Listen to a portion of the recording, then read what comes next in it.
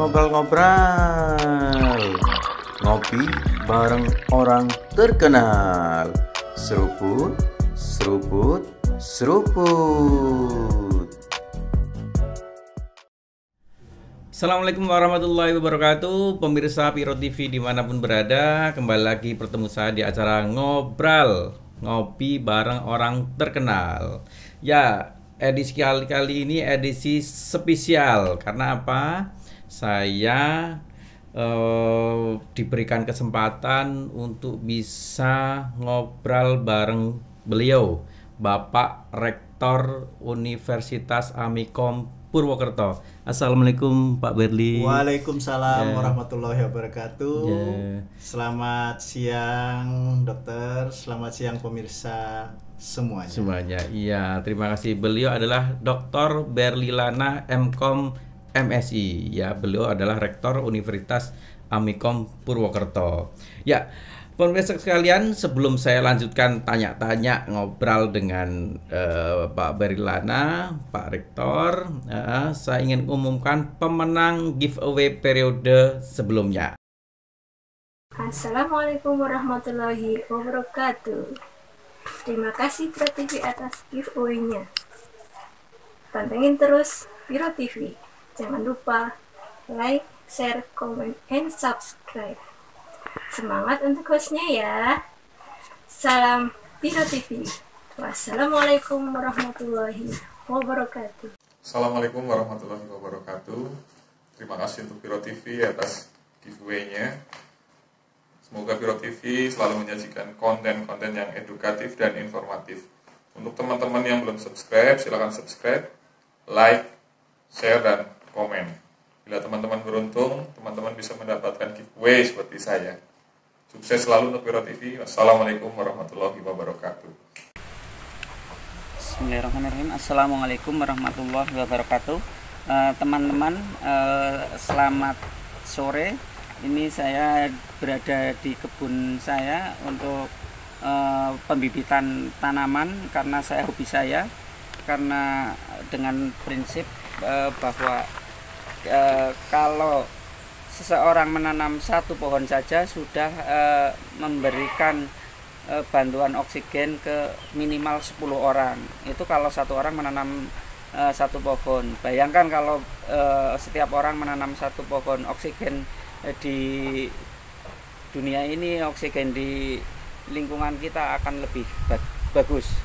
Ini saya bersama dengan Piro TV. Piro TV di dalamnya ada Dr. Rafiq sebagai penggeraknya, sebagai motivator Piro TV yang bekerja sosial untuk selalu memberikan edukasi kesehatan kepada masyarakat, diantaranya dengan jalan bersepeda, dengan untuk mengatasi era COVID yang semakin berdampak, sehingga pola hidup sehat itu penting. Mari kita dukung Piro TV dengan subscribe, like, share, and comment. Selamat sore. Assalamualaikum warahmatullahi wabarakatuh. Assalamualaikum. Terima kasih Piro TV, giveaway-nya udah nyampe nih buat Piro TV. Semoga makin oke, makin bermanfaat konten-kontennya. Pokoknya makin sukses deh buat Piro TV. Yang belum ikutan, yuk subscribe, like, and comment ya. Jangan lupa. Bye-bye. Assalamualaikum. Assalamualaikum warahmatullahi wabarakatuh. Terima kasih Piro TV, bingkisannya sungguh menarik. Jangan lupa ya, like, share, komen, dan subscribe tentunya. Terima kasih Piro TV. Mudah-mudahan kedepannya konten-konten yang makin menarik lagi. Maju terus Piro TV. Wassalamualaikum warahmatullahi wabarakatuh. Ya, pemirsa, langsung saja saya tanya-tanya ini dengan Bapak Rektor Amikom. Ya, Bapak Rektor, kali ini saya ingin tanya-tanya sehubungan dengan digital marketing. Ya, ini apalagi sekarang itu kan Pak Rektor dari sejak zaman sebelum masa pandemi corona ya, bahkan pada saat pilpres ya, pada saat pilpres itu kan saya ingat betul debat pilpres itu bahkan yang namanya era milenial atau era 4.0 ya, era digital itu menjadi suatu tema debat yang sangat hangat waktu itu ya, antara calon presiden Bapak Jokowi dengan Bapak Prabowo waktu itu ya. Bahkan sempat ada beberapa menyinggung tentang e-sport ya, ada waktu itu wakil presiden Sandiaga Uno ya. Nah ini saya tertarik nih Bapak Rektor ini, apa sih yang dimaksud dengan digital marketing ya kan? Apakah sama dengan bisnis digital itu gimana Pak Rektor? Baik, ya. Terima kasih Pak Dr. Ainur Rafiq. Pemirsa semua, memang sekarang ini kita banyak dikenalkan dengan istilah digitalisasi. Sehingga semua kegiatan, semua elemen apapun dan lain sebagainya, semua serba digitalisasi. Begitu juga dengan kondisi yang sekarang kita alami, bahwa kita sekarang sudah memasuki masa pandemi COVID-19, sehingga akhirnya mau tidak mau, suka tidak suka, kondisi ini akhirnya menjadi sebuah hal yang familiar bagi kita semua. Nah, berkaitan dengan marketing tadi, berkaitan dengan bisnis digital, berkaitan dengan marketing digital, ini sebenarnya sama saja, di mana kemasan bahwa kita lebih mengedepankan yang namanya teknologi untuk mendukung kegiatan-kegiatan tersebut. Nah, kita sekarang dengan kondisi COVID-19, mau tidak mau, suka tidak suka, dengan protokol kesehatan yang sudah ditetapkan oleh WHO, bahwa tidak ada boleh kerumunan, tidak ada boleh orang kumpul-kumpul, harus ada distancing sosial. Sehingga mau tidak mau akhirnya peran teknologi ini berperan utuh di kehidupan kita sehari-hari. Bahkan orang sekarang jarang bertatap muka tetapi bisa bertemu. Contoh paling sederhana, kita sekarang ini demam yang namanya webinar. Ini kan luar biasa. Betul. Gitu ya. Yang tadinya di hotel kumpul, sekarang lewat udara ya. Iya. Betul. Secara virtual. Semua bisa bertemu. Semua bisa bertukar informasi. Sehingga akhirnya banyak anekdot, foto-foto maupun hal-hal lucu yang mengatakan bahwa sekarang ini semua orang panen sertifikat webinar, karena sehari bisa 3-4 kali mengikuti webinar. Yang dulunya ini sangat tidak familiar dengan kita, sehingga semua orang menyelenggarakan webinar di mana-mana. Ini semua karena digitalisasi. Betul. Jadi sebenarnya lebih efisien ya Bapak Rektor ya. Ya, tidak dibatasi ruang dan waktu. Ya, kalau dulu kita mau ikut seminar di luar kota itu butuh 3 hari mungkin untuk pulang pergi dan sebagainya. Itu satu seminar ya. Tapi kalau sekarang itu bisa sehari bisa 3 seminar kita ikutin ya. Faktanya seperti itu sekarang. Seperti itu ya, betul. Jadi berarti digitalis itu atau digital itu berarti artinya adalah tidak ada batasan ruang dan waktu atau bagaimana itu? Dengan teknologi, teknologi hal-hal tersebut itu bisa terjawab. Dengan hal tersebut semua bisa terjawab, kondisi-kondisi yang ada. Nah, sehingga kondisi pandemi ini, maka mau tidak mau, suka tidak suka, kita semua terpaksa untuk melakukan itu semua. Semua orang harus familiar dengan yang namanya teknologi. Sehingga sekarang marketplace itu ada di mana-mana. Orang bisa berjualan di mana-mana. Semua media sosial sekarang fungsinya multifungsi. Selain dia bisa mengaktualisasikan diri, tetapi itu juga bisa untuk dia menawarkan barangnya, menawarkan produknya. Baik itu melalui Facebook, bisa melalui Instagram, melalui WhatsApp. Bahkan sekarang kita di grup-grup WhatsApp yang kita miliki, tetangga kita pun jualan sekarang. Gitu ya. Betul. Makanya ini yang menarik, Dok. Di pandemi ini gitu ya, memang banyak orang akhirnya kehilangan rezeki. Tetapi akhirnya mau tidak mau terbukalah pintu-pintu rezeki yang lainnya. Orang sekarang bisa jualan apa saja. Betul. Semua orang bisa lebih produktif sehingga dia bisa survive. Bahkan dari rumah ya, tanpa harus keluar rumah tanpa harus keluar. Itu ya. Nah ini Bapak Rektor, bagi terutama orang yang mungkin kan belum semua masyarakat kita familiar dengan digital itu ya. Banyak bahkan terutama kalau kita lihat para pedagang lah, kalau misalkan pedagang yang banyak masih mereka nggak tahu apa sih itu digital. Mereka masih dengan cara-cara yang masih tradisional ya. Nah, kemudian dengan adanya pandemi corona ini itu memposisikan mereka pada suatu posisi yang sulit karena mereka susah untuk berjualan, kemudian kondisi ekonomi orang juga mau datang makan di tempat juga takut dan sebagainya. Nah, ini bagaimana ini menurut pandangan Bapak Rektor? Apa yang kira-kira strategi digital yang mungkin untuk pemula ya, terutama untuk masyarakat yang mudah dijalankan apa saja untuk bisa meningkatkan market atau pangsa pasar ataupun jualan produk mereka gitu. Nah, ini yang menarik menurut saya. Kebetulan di Universitas Amikom Purwokerto kita punya program studi yang mengurusi itu gitu ya. Kita ada program studi bisnis digital namanya. Bisnis digital ya, apa saja itu bisnis digital ini bahkan kita menjadi pionir di Jawa Tengah. Pertama program studi bisnis digital yang ada di Jawa Tengah. Nomor 4 di Indonesia. Nomor 4 di Indonesia. Program studi bisnis digital. Gitu. Jadi satu-satunya yang ada di Jawa Tengah nih. Pertama, sekarang sudah diikuti beberapa perguruan tinggi untuk membuka program studi yang sama bisnis digital. Karena ini memang program studi masa depan, program studi yang memang ditantang langsung oleh Presiden Jokowi saat itu, intinya gitu ya. Betul, jadi beliau, ayo dong perguruan tinggi membuka, berkreasi, berani out of the box untuk membuka program studi yang mengikuti tren. Nah, intinya gitu ya.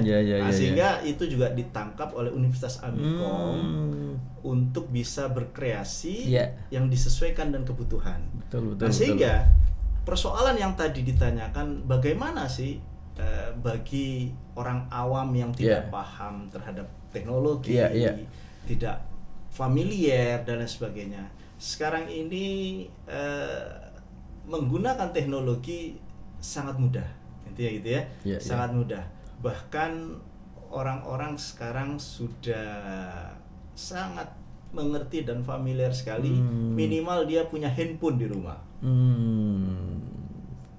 Dan dari handphone itu bisa digunakan untuk melakukan bisnis digital. Intinya gitu ya. Nah, hanya banyak orang yang tidak bisa memanfaatkan peluang itu. Banyak orang yang tidak bisa mengoptimalkan fungsi dan peran handphone tadi. Nah, dengan terjadinya pandemi COVID-19 ini, akhirnya semua orang mau merubah diri. Karena protokol kesehatan yang ditetapkan oleh WHO tadi, orang tidak boleh berkumpul, orang tidak boleh keluar rumah, orang harus menjaga jarak dan lain sebagainya. Sehingga mau tidak mau, suka tidak suka, mereka harus mau menawarkan dagangannya, mau mempromosikan dagangannya, itu ya harus melalui teknologi. Harus melalui secara virtual. Secara sederhana bisa kita tawarkan melalui WhatsApp, ya bisa kita tebar di Instagram, bisa kita di YouTube, bisa di Facebook dan lain sebagainya. Jadi barang dagangan kita apa bisa kita foto, upload, harganya berapa, upload, pesan di mana, dicantumkanlah nomor WA kita. Dan itu yang terjadi sekarang. Sehingga inilah yang kita katakan bahwa bisnis digital secara sederhana sudah ada. Walaupun sekarang ini marketplace yang ada Iya. di teknologi kita itu sudah banyak itu ya. Betul. Toko-toko online itu sudah banyak ya. sebagainya. Jadi tidak perlu bahwa pedagang itu menjual dagangannya harus berkeliling, ya kan? Betul. Kemudian HP ataupun alat komunikasi yang kita miliki sebenarnya bisa dijadikan suatu marketing ya, untuk membantu senjata kita sebenarnya kan, betul. Yang lebih produktif ya, tidak hanya untuk hiburan yang menghabiskan kuota ya kan, gitu. Nah ini tadi saya tertarik ini Bapak Rektor bahwa Universitas Amikom Purwokerto punya program studi bisnis digital ya, tadi sudah disebutkan ya.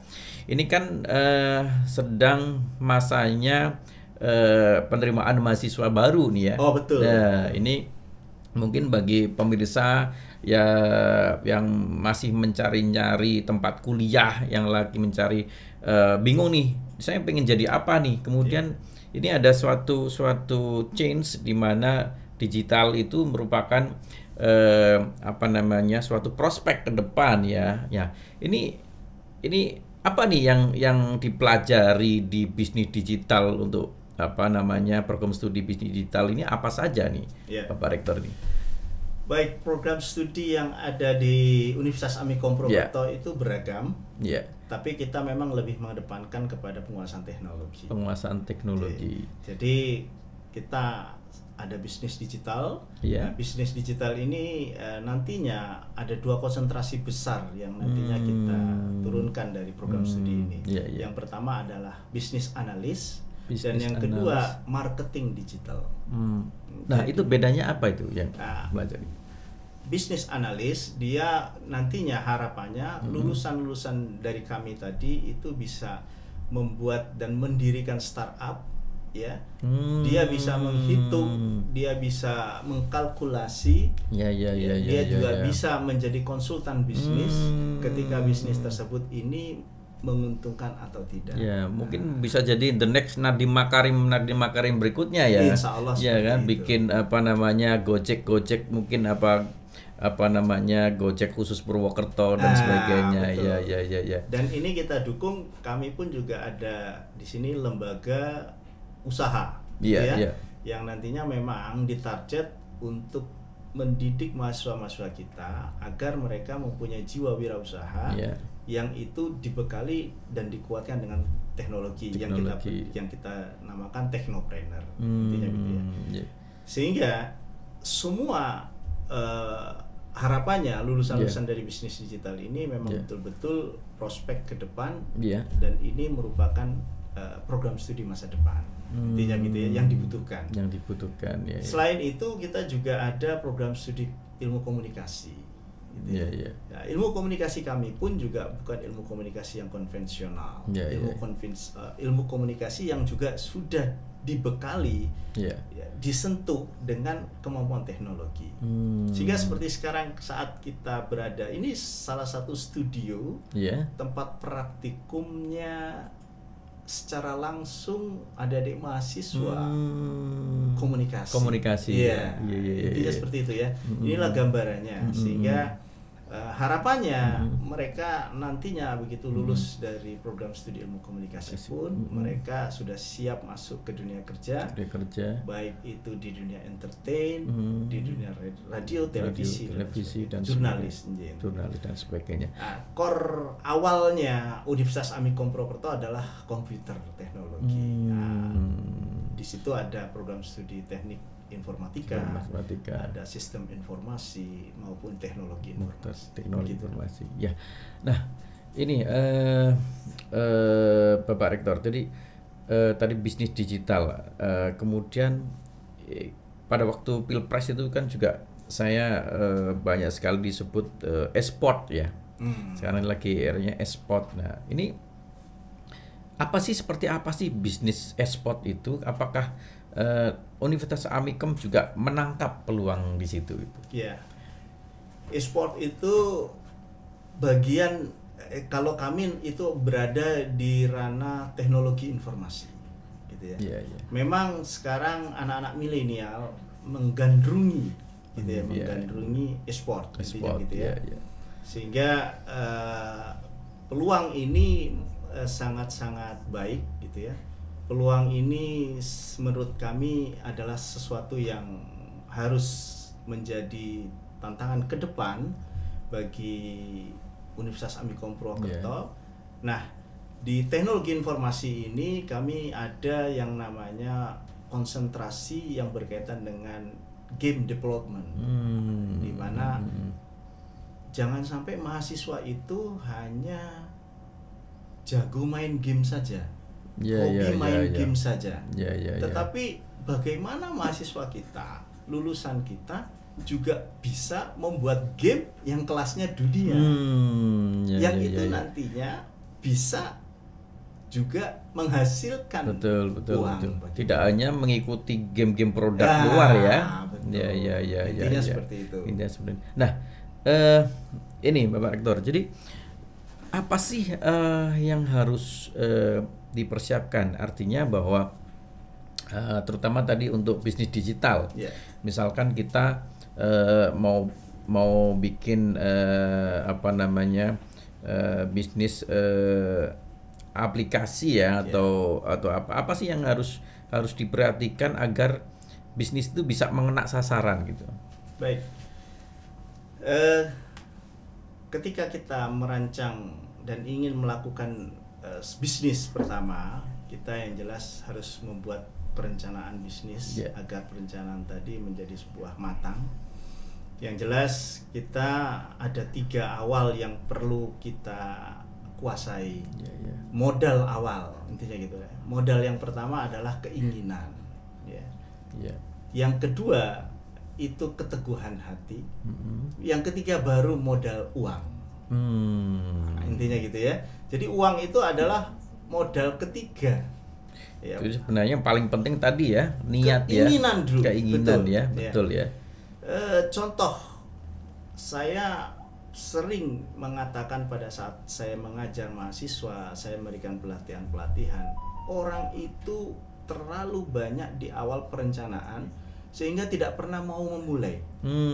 Jadi bisnis itu seperti kalau di fisika ilmu gaya gesekan.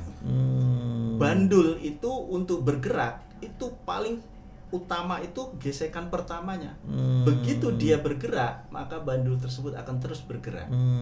Sehingga bisnis itu yang paling sulit itu mengawalinya. Pada saat memulainya. Karena keinginan yang kuat itulah yang membuat modal utama orang untuk bisa maju.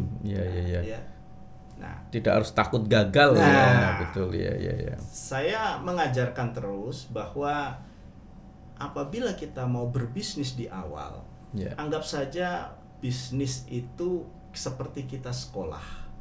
Ketika kita gagal, ya modal yang kita keluarkan itu udah SPP-nya untuk kita belajar wirausaha. Kalau ternyata kok berhasil, berarti sekolah kita dianggap mendapatkan beasiswa karena berhasil. Sehingga uangnya berkembang, bisa memulai bisnis-bisnis yang lain. Begitu. Oke. Nah, ini mungkin pertanyaan mungkin pamungkas nih Bapak Rektor nih. Terutama nanti untuk masyarakat Bapak Rektor. Masyarakat, para orang tua yang putranya lagi nyari sekolah nih, lagi yang sekolah dan sebagainya, mungkin dari Bapak Rektor ada saran-saran atau apa gitu. Baik. Monggo silakan. Pemirsa semua, alhamdulillah bagi Bapak Ibu, adik-adik lulusan SMU sederajat, apabila Bapak Ibu sekalian atau teman-teman semua mau mencari sekolahan, satu hal yang perlu dicatat, yang pertama itu yang perlu diperhatikan adalah kondisi kampus tersebut itu izinnya legal atau tidak. Jangan-jangan nanti kalau nggak legal ijazahnya intinya seperti nggak bisa digunakan, tidak bisa digunakan, ya. Kan kasihan. Betul. Ini silahkan dicek. Sekarang ini semua zaman transparansi, bisa dicek menggunakan teknologi. Dan itu bisa semua di tracking. Yang kedua, kampus tersebut memiliki program studi yang prospektif atau tidak. Perspektif di sini dia menjangkau untuk masa depan. Masa depan, ya. Peluang-peluang yang dia pelajari ya.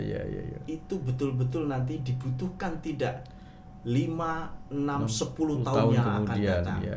Jangan hanya sekedar yang penting saya kuliah, yang penting saya sarjana, tetapi nanti menambah daftar pengangguran yang ada. Betul. Menambah beban pemerintah beban pemerintah. Intinya karena apa? Dari awal sudah keliru memilih program studi. Dari awal niatnya yang penting saya kuliah. Intinya begitu ya. Kadang-kadang memang dikotomi negeri, dikotomi swasta dan sebagainya itu masih ada di negara kita. Walaupun di negara lain sudah tidak ada. Mereka lebih memilih ini program studinya perspektif ke depan atau tidak. Futuristik bagaimana tantangan ke depannya.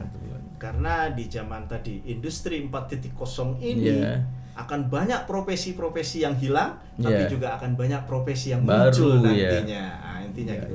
Dan poinnya adalah siapa yang menguasai teknologi, dialah yang nantinya menguasai dunia. Mungkin itu. Ya. Terima kasih Bapak Rektor.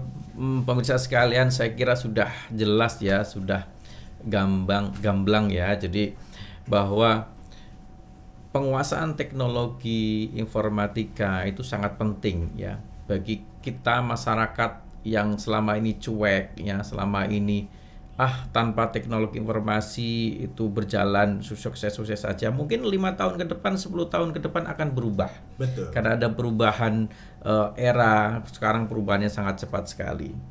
Terima kasih pemirsa sudah menonton. Terima kasih sekali Bapak Rektor atas waktu dan kesempatan yang diberikan. Saya diberikan kesempatan untuk mencoba studio di Amikom ini ya. Ya, mudah-mudahan saya bisa bikin nih, Pak. Siap.